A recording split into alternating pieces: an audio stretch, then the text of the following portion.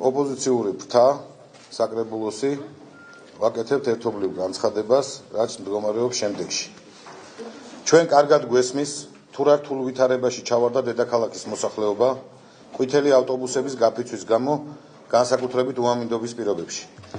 დედაქალაქის საკრებულოს ოპოზიციონერი წევრები არსებული ვითარების მოგვარების მიზნით იმისათვის რომ მდგომარეობა არ გამწვავებულიყო და ის რეალობა არ მიგვეყო, რა დღეს სახეზე გვაქვს, პირველივე დღეებიდან სანამ მძღოლების მოთხოვნა გაფიცვის სახეს მიიღებდა, დაუყოვნებლივ ჩავერთეთ პროცესებში.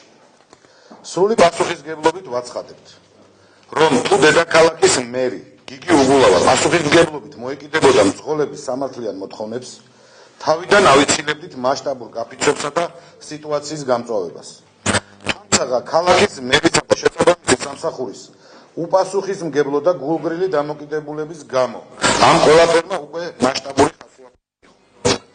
დღეს დედაქალაქში შექმნილ სატრანსპორტო კრიზისზე მთელი პასუხისმგებლობა ქალაქის მერს გიგი უგულავასა და ტრანსპორტის შესაბამის საქალაქო სამსახურს ეკისრება. მოუწოდებთ გიგი უგულავას სანამ დროა გონს მოეგოს და პოპულისტური განცხადებების ნაცვლად დროულად ჩაერთოს დედაქალაქში შექმნილი კრიზისის მოგვარების პროცესში. მოსახლეობისათვის შექმნილი მძიმე მდგომარეობიდან გამომდინარე. ჩვენი მოქალაქეების პრობლემების მოსაგვარებლად საკრებულოს ოპოზიციონერი წევრები მზადყოფნას გამოვთქვათ ჩავერთოთ სამუშაო პროცესში, შევქმნათ სამუშაო ჯგუფი აღნიშნული კრიზისის მოსაგვარებლად.